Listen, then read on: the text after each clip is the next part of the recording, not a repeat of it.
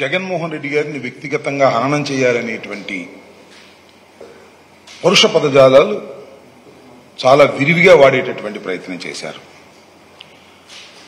ఈ పోలవరం ప్రాజెక్ట్ అనేది జగన్మోహన్ రెడ్డి గారి వల్లనే నాశనం అయిపోయిందని, వైఎస్ఆర్ కాంగ్రెస్ పార్టీ ప్రభుత్వం అధికారంలోకి వచ్చిన తర్వాతే ఇది విధ్వంసం అయిపోయిందని చెప్పేటటువంటి ప్రయత్నం చేశారు.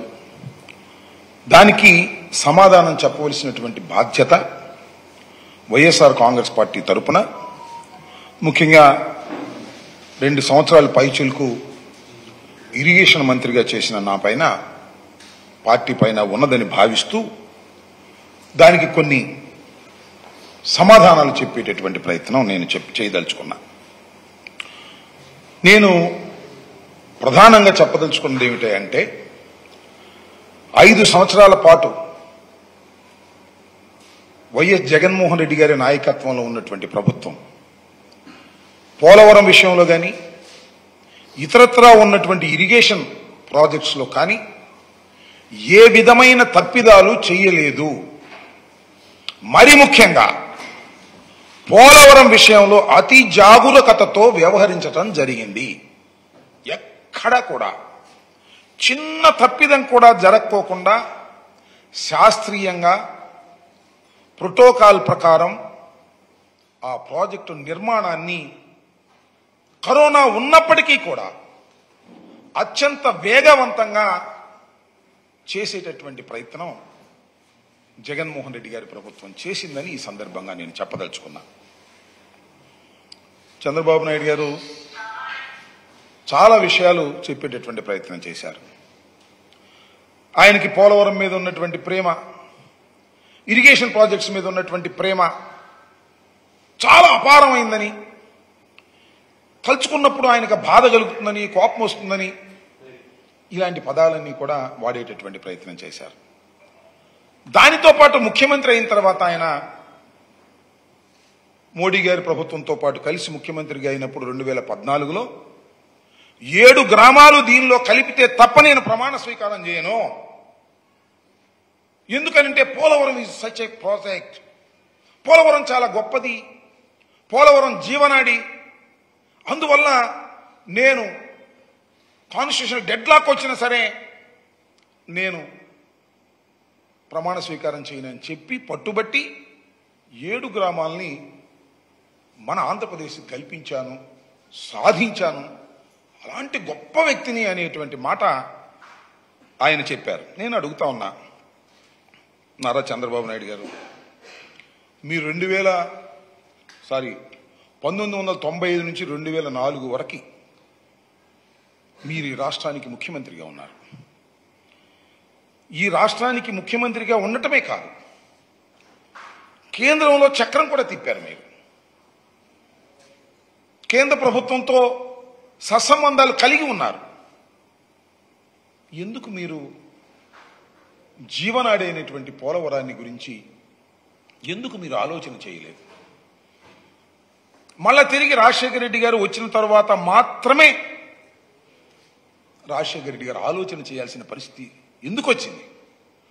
మీకు నిజంగా రాష్ట్రం మీద ప్రేమ ఉన్నా, నిజంగా నీటి మీద ప్రేమ ఉన్నా, వ్యవసాయం మీద ప్రేమ ఉన్నా, గోదావరి నది సముద్రంలో కలిసిపోతున్నా మీరు చూస్తూ ఎందుకున్నారు?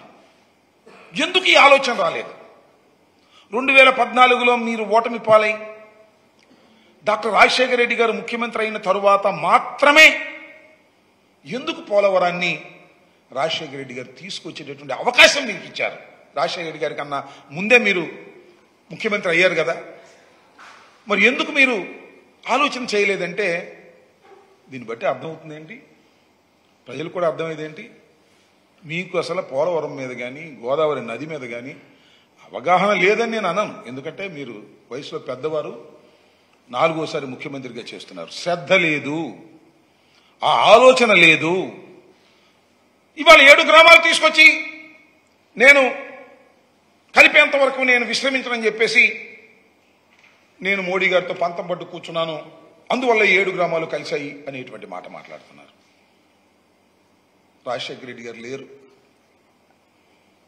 ఆయన ఎంత శ్రమ చేశాడో ఆయన చెప్పుకోవడానికి ఆయన లేడు. నువ్వు 7 గ్రామాలు కలిపినందుకే చాలా గొప్పగా చెప్తున్నావు. రాజశేఖర రెడ్డి గారు ఎన్ని అనుమతులు తీసుకొచ్చాడు పోలవరం ప్రాజెక్టు కేంద్రంతో మాట్లాడి.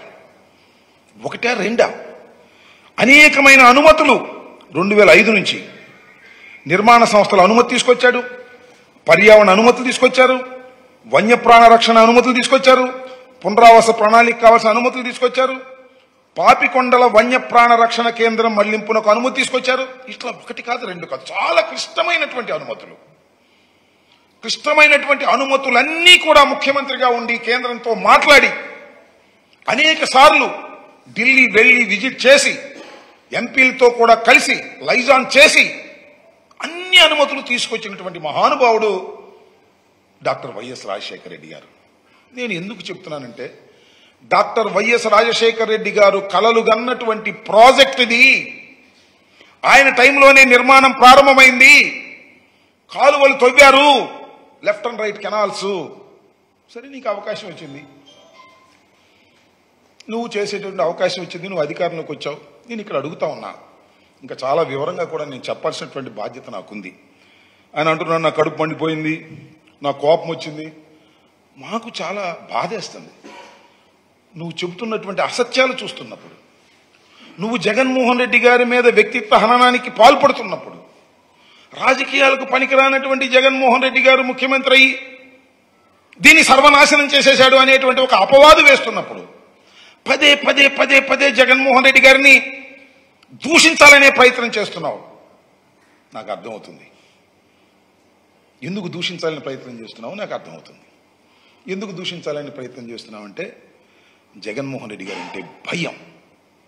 మళ్ళా జగన్మోహన్ రెడ్డి గారు ఈ రాష్ట్రంలో ఒక బలమైన శక్తిగా తయారవుతాడనేటువంటి ఒక భయం, ఆయనకి 40% ఓట్ల శాతం ఉందనేటువంటి భయం.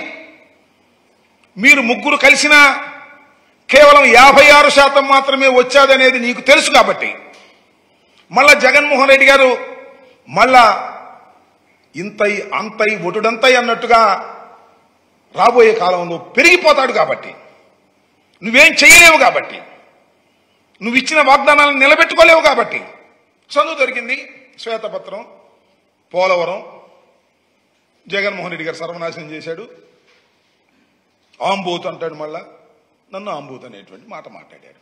నన్నే అనుకుంటున్నా మరి, ఎందుకంటే ఒక అనేవాడు కదా. నీకు ముఖ్యమంత్రి అయ్యారు కానీ ఇంకా గౌరవం పెరగాల్సింది, ఇక అహం పెరిగినట్టుగా ఉంది.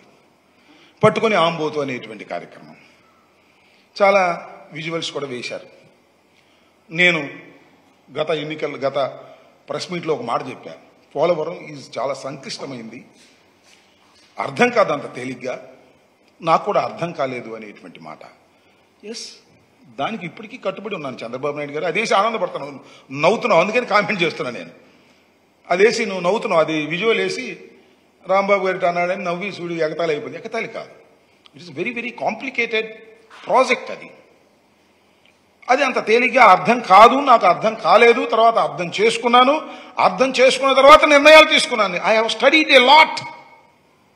2 సంవత్సరాల కాలంలో నాకు వచ్చినటువంటి అవకాశంలో చాలా స్టడీ చేసి ఒక నిర్ణయానికి వచ్చినటువంటి వ్యక్తిని అని చెప్పడం కోసం చెప్పినటువంటి మాటని మీరు వేసుకుని ఆనందపడేటువంటి కార్యక్రమం చేస్తున్నారు. జగన్మోహన్ రెడ్డి గారిది కూడా వేసి ఇదిగో పూర్తి చేస్తా అన్నాడు, చేయలేదు, చూడండి అని నవ్వుతున్నావు. నీ పక్కన అంతా కూడా నీ తాబేదారులు, నీ సమ్మతీయులు అందరూ నీకు సంబంధించిన మీడియా వాళ్ళని పెట్టుకుని వాళ్ళతో క్వశ్చన్లు ఎంచుకుని. నేను అడుగుతున్నానయ్యా, చంద్రబాబు నాయుడు గారు మీరు 5 సంవత్సరాలు ముఖ్యమంత్రిగా ఉన్నారు. గతంలో మీరేం చెప్పారు అప్పుడు మర్చిపోయారా? ఒకసారి వేయండి అయ్యా. ఇదే శాసనసభలో జగన్మోహన్ రెడ్డి గారు అపోజిషన్ లీడర్గా ఉన్నప్పుడు దేవినేని ఉమా మీ ఇరిగేషన్ మినిస్టర్ ఏం మాట్లాడాడో దానికి సమాధానం చెప్పగలరా మీరు? ఇవాళ చెప్పండి, ఒకసారి చూడండి.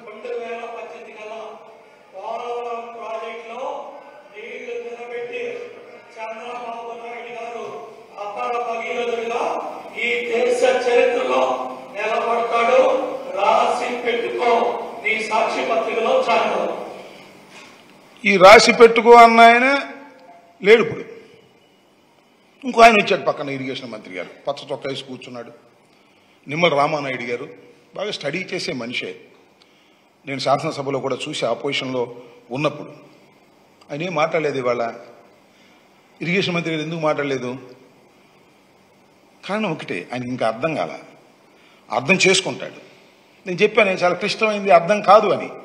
నీకు కూడా చాలా అర్థం కాల. ఇంకా నాకు అర్థమైంది, పెద్దవాడు అనలేను, కానీ నీకు కూడా ఇంకా అర్థం కాలేదు. ఎందుకని అర్థం కాలేదంటే 41.15 ఫస్ట్ స్టేజీ, 45.72 సెకండ్ స్టేజ్ అనే దాని మీద నిన్ను ప్రశ్నలు అడిగితే దాన్ని స్టడీ చేయాలనేటువంటి మాట మీరు మాట్లాడారు.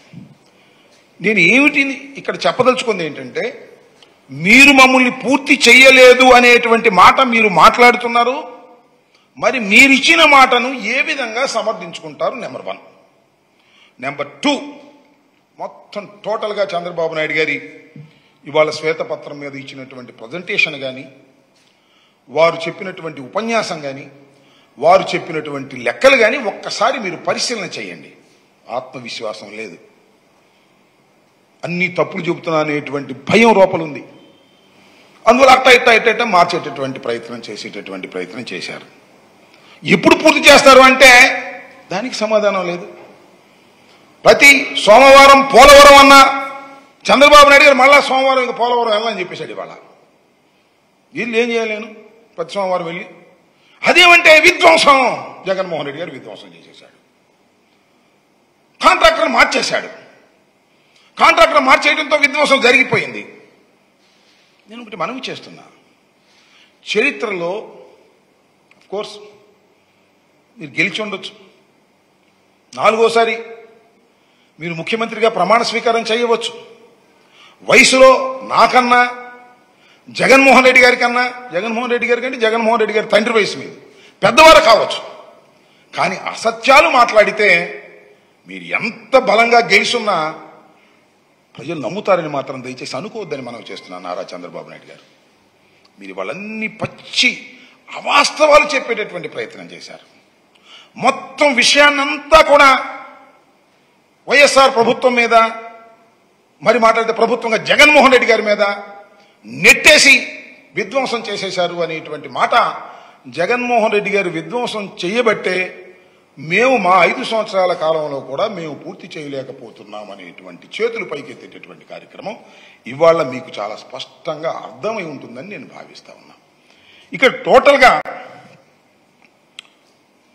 ఇక్కడ గమనించవలసినటువంటి అంశం ఏమిటంటే, ఎందుకు ఆలస్యం అవుతుంది? ఎస్, నేనే చెప్పానే, నేను అర్థం చేసుకున్నాను. ముందు అర్థం కాలేదు, అర్థం చేసుకున్నాను. అర్థం చేసుకుని జగన్మోహన్ రెడ్డి గారి దగ్గరికి వెళ్ళి ఇది ఆలస్యం అవుతుందని చెప్పాను. తర్వాత నేను కూడా చెప్పాను. కారణం ఏంటి? మీరు చేసిన తప్పిదాల వల్లనే ఇవాళ ఈ ప్రాజెక్టు సర్వనాశనం అయ్యింది అని ఖచ్చితంగా నిరూపించగలనని మనవి చేస్తున్నా. మా మీద నెట్టేయటం కాదు, ఇవాళ మీరు అధికారంలో ఉన్నారని. ఖచ్చితంగా మీరు చేసినటువంటి తప్పిదాల వలన, ప్రోటోకాల్ మీరు ప్రారంభించకపోవటం వలన, ప్రయత్నం చేయకపోవటం వలన, ముందు కట్టవలసింది వెనక కట్టవలసింది ముందు కట్టడం వలన ఇవాళ ఈ పరిస్థితి ఏర్పడింది. ఎవరన్నా నిపుణులు కనుక్కోండి, మీ దగ్గర నిపుణులు ఉన్నారు కనుక్కోండి. రహస్యంగా పిలిచి డైరెక్ట్గా అడగరు. కానీ నారాయణ రెడ్డి గారని ఆయన ఈఎన్సీ ఉన్నాడు, వెంకటేశ్వరరావు గారని సలహాదారుడు ఉన్నాడు, వాళ్ళిద్దరికి బాగా తెలుసు. వాళ్ళని పిలిచి అడగండి గదిలోకి. అయ్యా ఏంటి అసలు వాస్తవం ఏంటి చెప్పండి అని అడగండి. మీకు చెప్పడానికి భయపడతారు వాళ్ళు, ఎందుకంటే మీరు 4వసారి ముఖ్యమంత్రిగా కాబట్టి ఉన్నారు కాబట్టి. వాళ్ళని అడగండి, చెప్తారు ఎందుకు జరిగిందో, డయాఫ్రామ్ వాళ్ళు ఎందుకు కొట్టుకుపోయిందో. It's a very simple issue. మేమేమీ చేయలేదు, కాలయాపన చేశాం. నేను మనవి చేస్తున్నా, మేము అద్భుతమైన పురోగతిని ఈ 5 సంవత్సరాల కాలంలో అనిల్ గారు ఉన్నప్పుడు కానీ నేనున్నప్పుడు కానీ పురోభివృద్ధిని తీసుకొచ్చినటువంటి వ్యక్తులమని కూడా మనం చిత్తశుద్ధిగా డాక్టర్ వైఎస్ రాజశేఖర రెడ్డి గారు కలలు కన్నటువంటి ఈ ప్రాజెక్టుని పూర్తి చేయాలనే తపనతో పనిచేశాం తప్ప బిల్లులు చేసుకుని డబ్బులు కాజేయాలని పనిచేయలేదు. గుర్తుపెట్టుకోండి. నేను కొన్ని ప్రశ్నలు అంతకు ముందు అడిగాను, ఇప్పుడు కూడా అడుగుతాను. ఇవాళ కాకపోతే ఏంట్లే ఆ రాంబాబు ఆంబోతు వాడికి చెప్పేది అనుకోకుండా చెప్పే ప్రయత్నం చేయండి. మీ చిత్తశుద్ధిని పరిశీలించుకోండి. నారా చంద్రబాబు నాయుడు గారు, నేను ఒకటే అడుగుతా ఉన్నా ఇవాళ, ఇంకా చూపిస్తాను మీకు కావాలిస్తే. అయ్యా చంద్రబాబు నాయుడు గారు, రాష్ట్రం విడిపోయింది, దురదృష్టం. హైదరాబాద్ లాంటి మహాపట్టణం మనకు రాలేదు. అందువల్ల కేంద్రంలో ఉన్నట్టు కాంగ్రెస్ ప్రభుత్వం ఏం చేసింది? పోలవరం అనేది జీవనాడి రాజశేఖర రెడ్డి గారు ప్రారంభించారు. రాజశేఖర రెడ్డి గారు ప్రారంభించినప్పుడు దాని కేవలం అదేదో సింపుల్గా 2,000 కోట్లు 3,000 కోట్లతో అయిపోయేది. ఇప్పుడు పెరిగింది. కాబట్టి ఈ ప్రాజెక్టును ఒక రాష్ట్ర ప్రభుత్వం పూర్తి చేయలేదు కాబట్టి వారికి ఒక తాయిలం ఇద్దాం అని, ఇది జాతీయ ప్రాజెక్ట్, కేంద్ర ప్రభుత్వమే ప్రతి పైసా ఇచ్చి పూర్తి చేసి మీకు ఇస్తుంది అని విభజన చట్టంలో పెట్టారు. అవునా కాదా చెప్పండి. ఇది అంటే ఏమిటి ఈ ప్రాజెక్టు? పోలవరం అనేటువంటి ఒక అద్భుతమైన ప్రాజెక్ట్ తెలుగు రాష్ట్రానికి, ముఖ్యంగా ఆంధ్రప్రదేశ్కి జీవనాడి లాంటి ప్రాజెక్ట్ పూర్తి చేసేటటువంటి బాధ్యత ఎవరిది? ప్రతి పైసా కేంద్రానిది. పునరావాసం కానీ, రీహాబిలిటేషన్ కానీ, వాటర్ కాంపోనెంట్ కానీ, విద్యుత్ కాంపోనెంట్ కానీ ప్రతిదీ కూడా కేంద్ర ప్రభుత్వమే చేసి ఇవ్వాలి. ఇది కదా చట్టం. అవునా కదా? ఎందుకు మనం కట్టాల్సి వచ్చిందబ్బా? చంద్రబాబు నాయుడు గారు 2014లో మీరు ముఖ్యమంత్రిగా ప్రమాణ స్వీకారం చేశారు. 7 గ్రామాలు కలపకపోతే నేను ప్రమాణ స్వీకారం చేయను అన్నారు. కలిపారు. 14 నుంచి 17 వరకు అసలు ఎందుకు ఈ నిర్మాణంలో ముందుకెళ్ళలేదు? 16 తర్వాత ఎందుకు ముందుకెళ్లారు? కేంద్ర ప్రభుత్వం దగ్గర నుంచి ఈ ప్రాజెక్టు మీరు ఎందుకు తీసుకున్నారు అని నేను చాలాసార్లు అడిగాను. కేంద్ర ప్రభుత్వం చేయవలసినటువంటి పోలవరం అనే జాతీయ ప్రాజెక్టుని రాష్ట్ర ప్రభుత్వం ఎందుకు నిర్మించాలని తలపెట్టింది? ప్లీజ్ సమాధానం చెప్పండి చంద్రబాబు నాయుడు గారు. రాష్ట్ర ప్రజలకు సమాధానం చెప్పండి. మీరు అధికారంలో ఉన్నప్పుడు చేసినటువంటి గొప్ప పని, చరితాత్మకమైన తప్పిదం. నెంబర్ 1, చరితాత్మకమైన తప్పిదం. ఎందుకు చేశారండి మీరు? ఇక్కడ ఒక ప్రశ్న అడుగుతా. కేంద్ర ప్రభుత్వం ఏముందంటే నీతి ఆయోగ్, రాష్ట్ర ప్రభుత్వం మేము చేస్తామని అడిగింది, అందుకని ఇచ్చామన్నారు. చంద్రబాబు నాయుడు గారు ఏం చెప్పారు తెలుసా అసెంబ్లీలో? అప్పుడు కేంద్ర ప్రభుత్వం మన తీసుకోమంది, అందువల్ల మేము తీసుకున్నాం అన్నాడు. ఇంతవరకు క్లారిటీ లేదు. కేంద్ర ప్రభుత్వం తీసుకోమందా, మీరు అడిగి తీసుకున్నారా? కేంద్రాన్ని అడిగితేనేమో రాష్ట్ర ప్రభుత్వం అడిగింది కాబట్టి మేము ఇచ్చామన్నారు. మిమ్మల్ని అడిగితేనేమో కేంద్ర ప్రభుత్వం తీసుకోమంది, మేము తీసుకుందాం అన్నారు. ఏంటి కథ? గడ్కరీని వెళ్ళి కలిసామంటారు. ఎందుకు కలిశారబ్బా? కేంద్ర ప్రభుత్వం దగ్గర నుంచి తీసుకోవడం కోసం కలిశారు. ఎందుకు మీరు తీసుకున్నారు? కేంద్ర ప్రభుత్వం చేయవలసినటువంటి ప్రాజెక్టును మీరు తీసుకోవడానికి గల కారణం ఏమిటి? మీరు చెప్పరు, నేను చెప్తా. కొట్టేద్దామని. 1,000 కోట్ల రూపాయల ప్రాజెక్ట్ కదా ఇది. బిల్లులు మనం ముందు బిల్లులు మనం పే చేస్తాం రాష్ట్ర ప్రభుత్వం, తర్వాత కేంద్ర ప్రభుత్వం బిల్లులు ఇస్తుంది. సార్ తీసుకుంటే తీసుకున్నావు, ఏ రేట్ల మీద తీసుకున్నావయ్యా? నాకు అర్థం కాలేదు. నారా చంద్రబాబు నాయుడు గారు 13, 14 రేట్లు పేరునే చేసేస్తామని 16 తీసుకున్నారు. 16ని కేంద్ర ప్రభుత్వం రాష్ట్ర ప్రభుత్వం చేయవలసిందిగా ఇచ్చింది. ఏ రేట్ల ప్రకారం? 16వ సంవత్సరంలో రేట్ల ప్రకారం కాదు, 13, 14 రేట్లు. ఏంది కక్కుర్తి? వాళ్ళు చేయాల్సిందని నువ్వు చేస్తూ రేట్లు కూడా వెనకటి రేట్లు వేసుకున్నావు. ఏంటి కక్కుర్తి? ఏం లేదు. కక్కుర్తి అంతా కాంట్రాక్టర్ నీ సొంత వాళ్ళు పెట్టుకోవాలని, సొంత వాళ్ళని పెట్టుకుని దానిలో డబ్బులు కాజేయాలి అనేటువంటి, కరప్షన్ చెయ్యాలనేటువంటి ఒక దురుద్దేశమైన ఉద్దేశం. ఇది మా మీద రుద్దేటటువంటి ప్రయత్నం చేస్తున్నారు మీరు. కరప్షన్ కోసం మాత్రమే రాజశేఖర్ రెడ్డి గారు ఈ ప్రాజెక్టుకి పునాదులు వేసి రాష్ట్ర ప్రజల యొక్క సంక్షేమం కోసం, వ్యవసాయం కోసం ఆయన ఈ ప్రాజెక్టుని ప్రారంభిస్తే, జాతీయ ప్రాజెక్ట్ అయినటువంటి పోలవరం ప్రాజెక్టుని కేవలం నీ కరప్షన్ కోసం, నీ డబ్బుల కోసం నువ్వు తీసుకునేటటువంటి ప్రయత్నం చేశావు. టాల్ స్ట్రైక్ మొట్టమొదటి కాంట్రాక్టర్.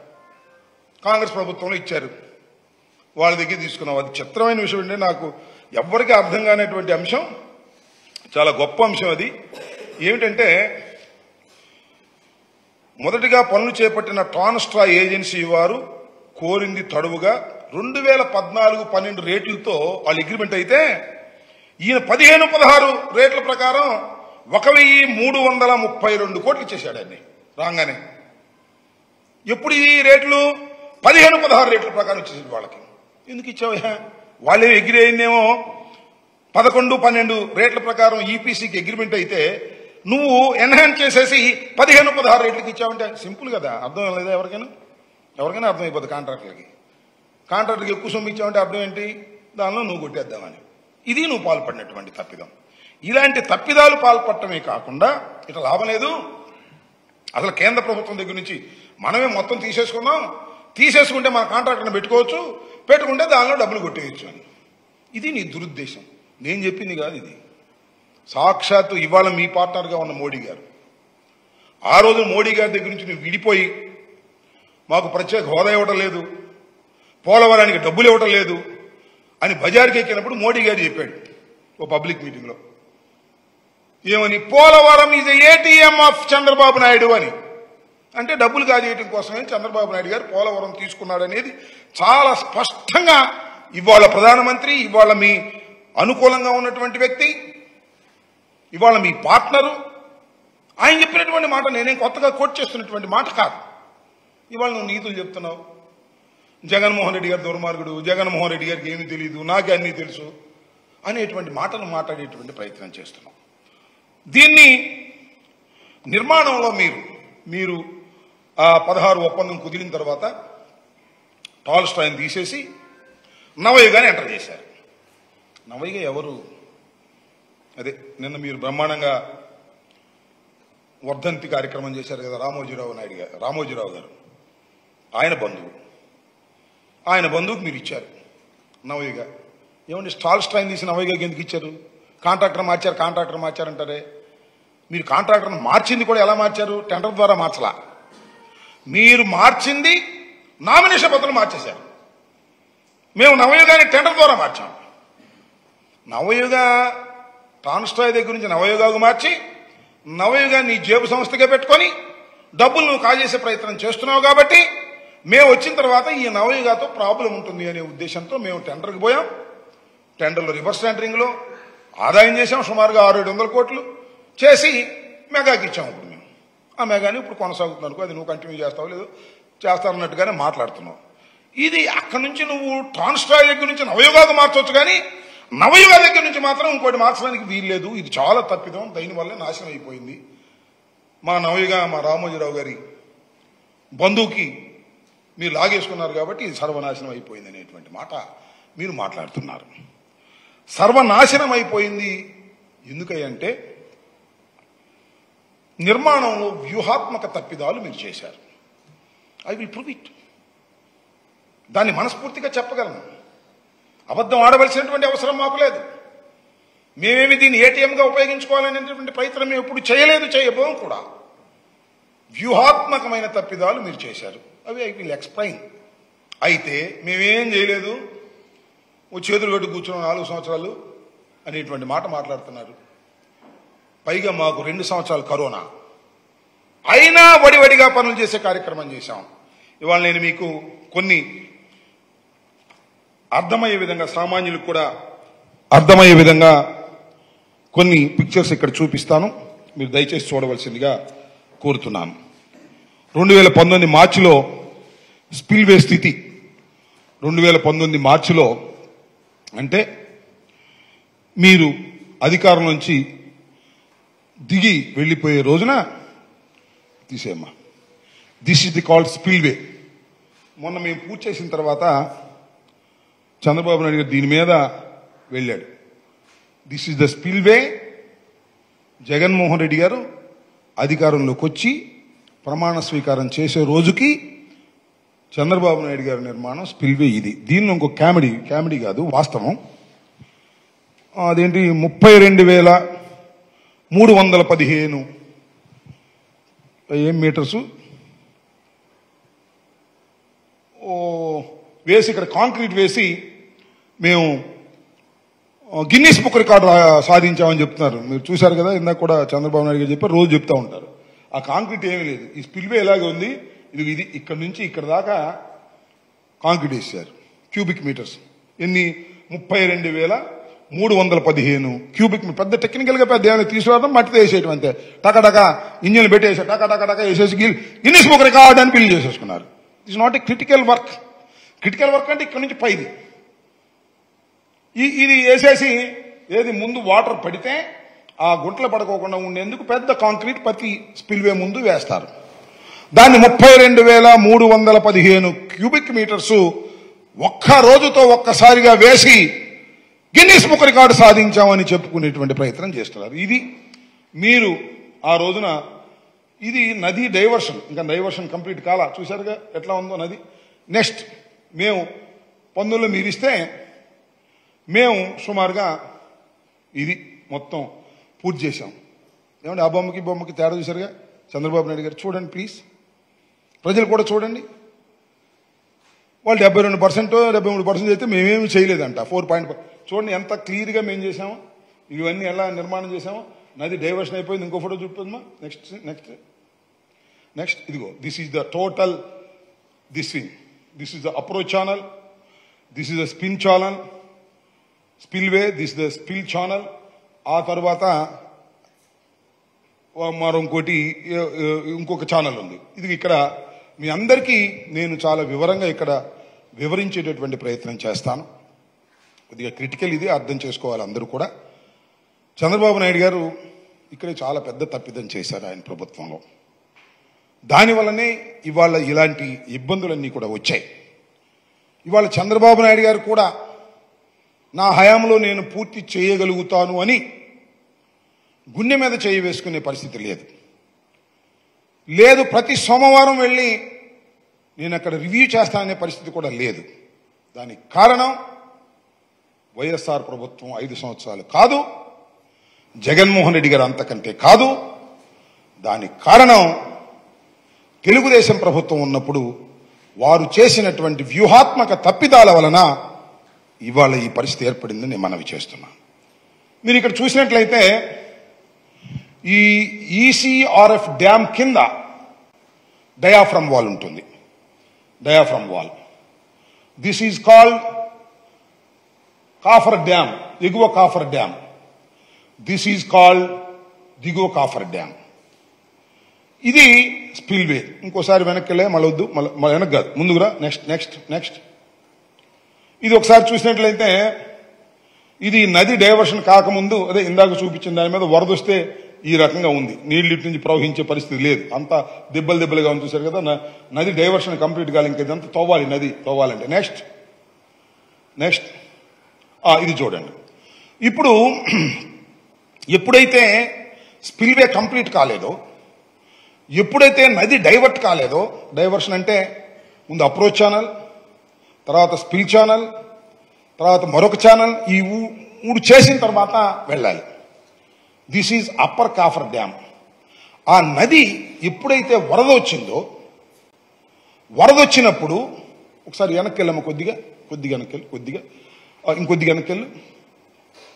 నది ఇది కంప్లీట్ కాలేదు కాబట్టి, ఇది కంప్లీట్ అయిపోతే ఓకే. ఇప్పుడు మేము గేట్లు పెట్టేశాం, మేము ఉన్నప్పుడే గేట్లు పెట్టాం. ఇప్పుడు నది డైవర్ట్ అయిపోతుంది. ఎంత వరద వచ్చినా సరే ఈ స్పిల్ ఛానల్ మీద, అప్రోచ్ ఛానల్ మీద, పైలట్ ఛానల్ గుండా వెళ్ళి నదిలో కలిసిపోతుంది మళ్ళా. ఇది అప్పటికి ఇది కంప్లీట్ కాలా. ఏ రకంగా ఉంది ఇందాక చూపించా కదా, ఆ రకంగా ఉంది. మళ్ళీ వెనకరమ్మ, మళ్ళీ ముందుకురా, ఇంకా ముందుకురా. సో అప్పుడు అటు వెళ్ళకపోవటం వల్ల ఈ గ్యాప్ నుంచి నీరు వచ్చింది. నీరు వచ్చేసి ఇక్కడ ఉన్నటువంటి డయాఫ్రమ్ వాల్, వాళ్ళు డయాఫ్రమ్ వాల్ వేసేశారు. ఆ డయాఫ్రమ్ వాల్ దెబ్బతింది. ఇది అసలు విషయం. మీరు ఇవి పూడ్చకపోవడం వలనే, ఇది పూడ్చకపోవడం వలనే డయాఫ్రమ్ వాల్ దెబ్బతింది. ఇది జగన్మోహన్ రెడ్డి గారు చేసిన తప్పిదం, మూర్ఖత్వం అనేటువంటి మాట చంద్రబాబు నాయుడు గారు మాట్లాడారు. ఇక్కడ మీరందరూ గమనించాల్సింది, చంద్రబాబు నాయుడు గారికి తెలిసే చెప్పారులే, అక్కడ అందరూ కూడా ఉన్నారు కదా, నేను ఎవరు తెలిసిన ఎక్స్పర్ట్స్ అందరూ ఉన్నారు అక్కడ. చీఫ్ ఇంజనీర్లు ఏఎన్సీలు అందరూ ఉన్నారు. తెలిసి చెప్పినటువంటి తప్పిదం. ఈ రెండు పూడిస్తే ఏమవుతుంది? నది ఇటు డైవర్ట్ కానప్పుడు నదిలో నీళ్లు ఎగదన్నుతాయి. నదిలో నీళ్లు ఎగదన్నితే నేను గతంలో చెప్పాను, ఎప్పుడు చెబుతున్నాను, ఈ నది పైభాగంలో 54 గ్రామాలు ఉన్నాయి. నది ఎగదంటే మొత్తం మునిగిపోతాయి. గ్రామాలు మునిగిపోతాయి. గ్రామాలు కొట్టుకుపోతాయి. హ్యూమన్ లాస్ జరుగుతుంది. అందువలనే ఈ గ్యాప్ లైట్ పెట్టారు. దీని అప్పుడు పొమ్మని మమ్మల్ని పోవడమంటాడు.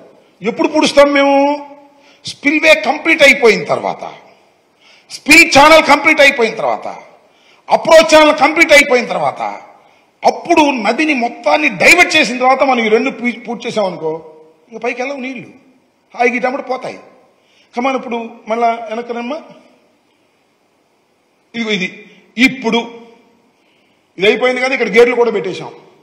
గేట్లు పెట్టామంటే మళ్ళీ గుర్తొచ్చింది ఇంకొద్దిగా ముందుకురా, ఇంకా అంటే ఇందాక ఇంకా అంటే అదట కదా వెనక్కి, ఇంకొద్దిగా ఇది చూడండి. ఇది చంద్రబాబు నాయుడు గారు చూశారుగా, గేటు పెట్టాడు. గేటు కాదు, రేకు. ఇక్కడే భజన చేసింది. చంద్రన్న అని భజన చేసి పైన ఏమి వేయలా. ఇప్పుడు రేకు పెట్టి, రేకు ఎప్పుడు పెడతారు? కంప్లీట్ అయిపోయిన తర్వాత పెడతారు. స్పిల్ వే మీద అసలు ఇంకా ఇదే వేయలే, కార్లు వెళ్ళేది వేయలే. ఇక రేకు పెట్టేసి భజన చేసేసి పేపర్లు వేస్తారు. ఈనాడులోనూ ఆంధ్రప్రదేశ్ వేసి అద్భుతం అమోఘం అని భజన చేశారు. ఏమిటిది? ఎన్ని ఊరికిన భజన చేసే కార్యక్రమం తప్ప మేము ఇది పూర్తి చేసాం. మనం చేస్తాం. ఈ గేట్లు పెట్టి కమాన్ మళ్ళా ముందు ఇంకా అది కాదు, ఇంకా వెనక ఇవన్నీ గేట్లు పెట్టేసిన తర్వాత ఇవి పూడ్చాలి. అప్పుడు బ్రహ్మాండంగా నీరు వెళ్తుంది. అంటే ఇక్కడ యాతావాత అందరికీ అర్థం కావలసింది ఇంకొద్దిట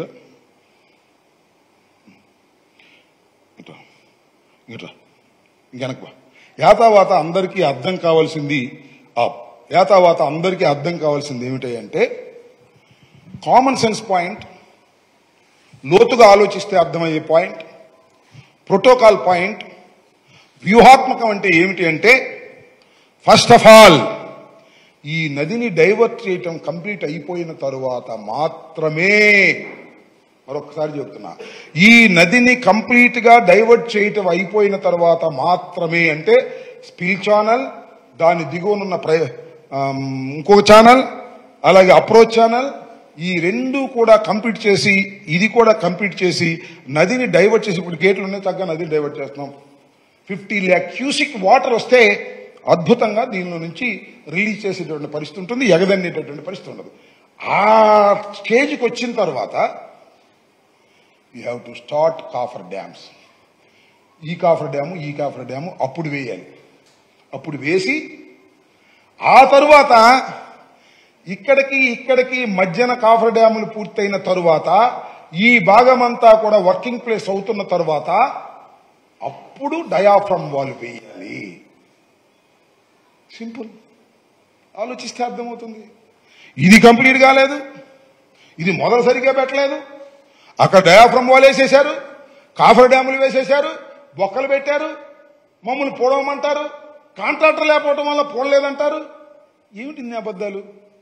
ఇంత టెక్నికల్ గా ఇంత క్లియర్ గా అర్థమవుతున్నప్పుడు ఎందుకు అబద్ధాలు ఆడుతున్నారు? నారా చంద్రబాబు నాయుడు గారు 4వ ముఖ్యమంత్రి అయిన మీరు తప్పు కదా. ఇదంతా జగన్మోహన్ రెడ్డి గారి మీద రుద్దేస్తున్నారు. జగన్మోహన్ రెడ్డి గారు 5 సంవత్సరాలు ముఖ్యమంత్రిగా చేశారు. మీకన్నా చిత్తశుద్ధిగా ఆలోచించేటటువంటి వ్యక్తి, నీ కుమారుడు వయసున్న వ్యక్తి, ఆయన మీద నువ్వు బురద జల్లేటటువంటి కార్యక్రమం, ఆయన ఏదో చేయాలనే తాపత్రయం కనిపిస్తుంది తప్ప గోదావరి నీళ్లను మరలించి ఆంధ్ర రాష్ట్ర ప్రజలకు ఇవ్వాలనే తాపత్రయం నీకు ఏ క్వశ్చన్ కనపట్టలేదని మా బాధ, మా ఆవేదన, మాకు మంట. అంతకుమించి ఏమీ లేదు. మీ మీద మా కోపం ఎందుకు చెప్పండి. ఇలా ఈ కాఫర్ డ్యాములు ఇవన్నీ కూడా పూర్తి చేయకోకుండా ఇవాళ వేసి మేము ఇన్ని చేసామే. నేను చెప్తున్నా, ఇది మేము పూర్తి చేశాం, ఛాలెంజ్ చేసి చెప్తున్నా, ఇది మేము పూర్తి చేశాం. అయితే ఇక్కడ ప్రాబ్లం ఏంటంటే డయాఫ్రమ్ వాల్ దెబ్బతిందని ఇంతవరకు కనుక్కోలేకపోయారు అన్నాడు. డయాఫ్రమ్ వాల్ దెబ్బతిందని ఎవరు కనుక్కుంటారండి? ఎక్స్పర్ట్ ఎవరు లేరు. డయాఫ్రమ్ వాల్ భూమిలో ఉంటుంది. కొట్టు ఒకసారి డయాఫ్రమ్ వాల్ పైన వెనకెళ్ళు, కాదు ఇటు చివరికి రా. దిస్ ఈజ్ డయాఫ్రమ్ వాల్, ఇది డయాఫ్రమ్ వాల్. ఇదిగో ఈ ముక్కలుగా దెబ్బతిన్నట్టు కనపడింది. ఇది ఇక్కడే పైకి కనపడుతుంది. పైకి కనపడితే దెబ్బతిందని ఎట్లా చెబుతాం? లోపల ఏం జరిగింది? చాలా 100 మీటర్లు, 200 మీటర్లు, 300 మీటర్లు ఎంత లోతుందో తెలియదు మనకి. దీన్ని ఎవరు చెప్పాలి? ప్రభుత్వం ఎవరు చెప్తారు? మనిషి చచ్చిపోతే మనిషి చచ్చిపోయాడని చెప్పలేము, డాక్టర్ చెప్పాలి. కాబట్టి దీని ఎక్స్పర్ట్స్ రావాలి. అందువల్ల NHPC, national development power corporation వాళ్ళు వచ్చి వాళ్ళు ఏదో విద్యుత్ తరంగాలు పంపించి ఒక 6 నెలలు టెస్ట్ చేసి అప్పుడు చెప్పారు డయాఫ్రమ్ వాల్ దెబ్బతిందండి, పలానా పలానా పలానా పార్ట్లో దెబ్బతింది. దాన్ని అక్కడ మీరు ఆ పార్ట్లు బాగు చేసుకుంటారో లేకపోతే మీరు ఇంకొక డయాఫ్రమ్ వాల్ ప్యారలల్ గా వేసుకుంటారో ఎన్హెచ్పిసి నేషనల్ పవర్ కార్పొరేషన్ వాళ్ళు ఢిల్లీ నుంచి వచ్చి వాళ్ళు దాన్ని టెస్ట్ చేసి గత సంవత్సరం క్రితం చెప్పారు. అప్పుడు దాకా దెబ్బతినిపోయిందని అనుకోవచ్చు తప్ప సర్టిఫికెట్ లేదు. ఇది పరిస్థితి. ఇంకొక ప్రమాదకరమైన అంశం ఏంటంటే చంద్రబాబు నాయుడు గారు చేసినటువంటిది ఇంకొద్దిగా ఇంకా గరమ్మ సరే, ఇది మొత్తం ప్రాజెక్ట్ అనుకోండి. ఇదేమో diversion of the river, original river ఇది, డైవర్షన్ రివర్ ఇది, ఇవి కాఫర్ డ్యాములు, ఇది డయాఫ్రమ్ వాల్. ఇది మీకు క్షుణ్ణంగా చూస్తే ఒకసారి అర్థమవుతుంది. నేను పదే చెప్తున్నా, సామాన్యులకు అంత తేలిగ్గా అర్థమయ్యేటటువంటి అంశం కాదు. ఫస్ట్ రమ్మ. సో ఇది టోటల్ గా మేము చేసినటువంటి కార్యక్రమం. ఇక్కడ గైడ్ బండ్ అని ఒకటి వేసాం. అదేంటంటే అది మొన్న కుంగింది. సరే, అదే పెద్ద ప్రమాదకరమైంది కాదు. డైవర్షన్ ఆఫ్ వాటర్ వస్తున్నప్పుడు దీని మీద లోడ్ పడకోకుండా ఒక గైడ్ బండ్ వేయమన్నారు. అది కూడా లేటెస్ట్ గా మొన్న 2000 మేము అధికారంలోకి వచ్చిన తర్వాత చేయబడినటువంటి డిజైన్. అది దాన్ని వేయటం జరిగిందనమాట. అదేదో కొద్దిగా కుంగింది, అదేం పెద్ద డేంజరస్ ఇష్యూ కాదు.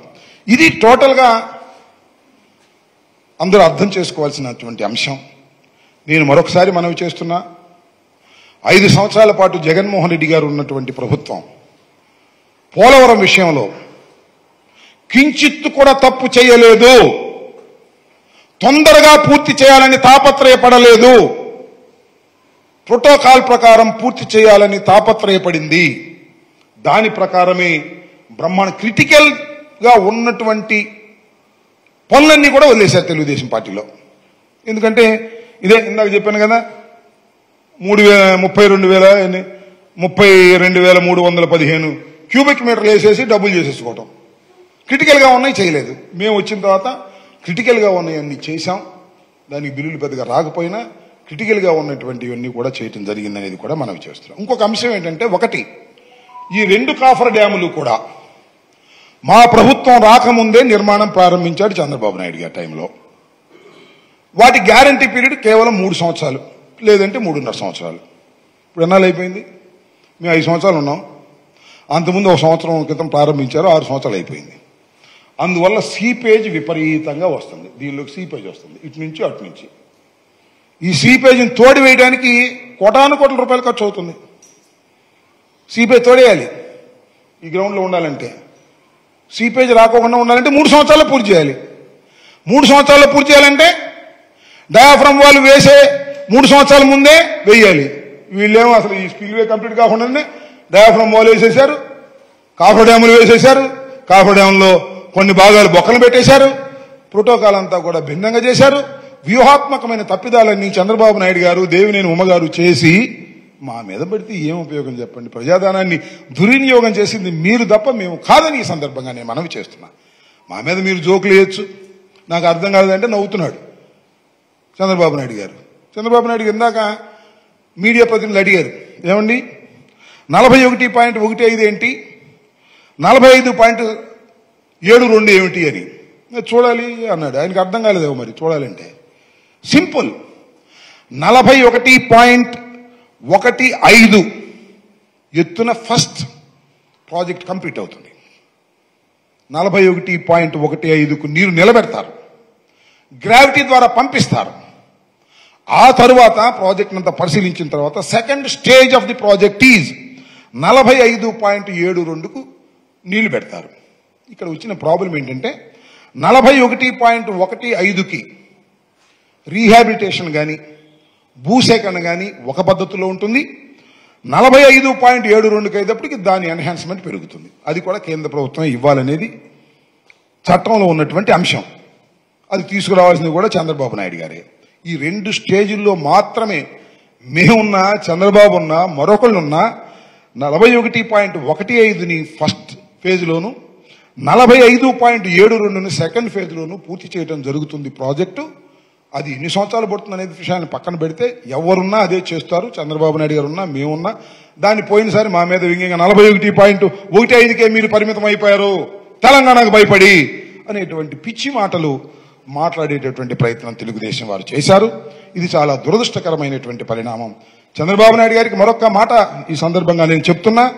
మీరు చేసినటువంటి తప్పిదాలు అప్పుడు ఇప్పుడు ఒకటి నెంబర్ 1, స్పిల్వే కంప్లీట్ కాకోకుండా, స్పిల్ ఛానల్ కంప్లీట్ కాకోకుండా, అప్రోచ్ ఛానల్ కంప్లీట్ కాకోకుండా, నది డైవర్షన్ కంప్లీట్ కాకోకుండా కాఫర్ డ్యాములు ప్రారంభించి డయాఫ్రమ్ వాళ్ళు పూర్తి చేయటం నెంబర్ 1 చరిత్రాత్మక తప్పిదం. నెంబర్ 2, కేంద్ర ప్రభుత్వం చేయవలసినటువంటి ప్రాజెక్టుని తగుదునమ్మా అని నేను చేస్తానని, రాష్ట్ర ప్రభుత్వం సొమ్ము ముందు పెడతామని, తర్వాత మీరు ఇవ్వమని 13, 14 రేట్లతో 16వ సంవత్సరంలో మీరు అంగీకరించడం అనేది ద్రోహం, చరిత్రాత్మకమైన తప్పిదం. నెంబర్ 3, 2018కే పూర్తి చేసి ఇందా చెప్పాడు కదా నీళ్లు నిలబెట్టి అపర భగీరథుడు చంద్రబాబు అని చెబుతామని చెప్పిన మీరు అది కూడా చేయలేకపోయారు. ఈ 3 తప్పిదాలు మా మీద రుద్దేటటువంటి ప్రయత్నం మీరు చేయటం దుర్మార్గం, అన్యాయం. నేను మనవి చేస్తున్నా, పోలవరం ప్రాజెక్టు పూర్తయి నీళ్లు గలగలమంటూ గోదావరి ప్రాంతంలోనే కాదు అన్ని ప్రాంతాల్లో ప్రవహిస్తే ముందు శాంతించేది రాజశేఖర రెడ్డి గారి ఆత్మ అని కూడా మనవి చేస్తున్నా. మీ ధోరణి చూస్తే మీ టైంలో మీరు పూర్తి చేసేటట్టు లేరు. మళ్ళా రాజశేఖర రెడ్డి కొడుకే దీన్ని ప్రారంభిస్తాడనేటువంటి నమ్మకం, విశ్వాసం నా గుండెల్లో ఉందని కూడా ఈ సందర్భంగా నేను చెప్తున్నాను. మీరు అనేక పాపాలు చేశారు ప్రాజెక్టుల విషయంలో. ఆ పాపాలన్నీ జగన్మోహన్ రెడ్డి గారి మీద రుద్దాలని ప్రయత్నం చేయటం దుర్మార్గం, అన్యాయం, అక్రమం. గుర్తుపెట్టుకోమని మనవి చేస్తున్నా. వయసులో మీరు పెద్దవారు, అనుభవంలో మీరు పెద్దవారు అయినంత మాత్రాన అబద్ధాలు చెప్పి జగన్మోహన్ రెడ్డి మీద రుద్దాలనేటువంటి ప్రయత్నం దయచేసి చేయవద్దని, వాస్తవాలను ఇప్పటికైనా అంగీకరించి త్వరితగతిని ఈ ప్రాజెక్టును మీరు పూర్తి చేయాలని మనస్ఫూర్తిగా మేము కోరుకుంటున్నామని కూడా ఈ సందర్భంగా నేను చెప్పదలుచుకున్నాను.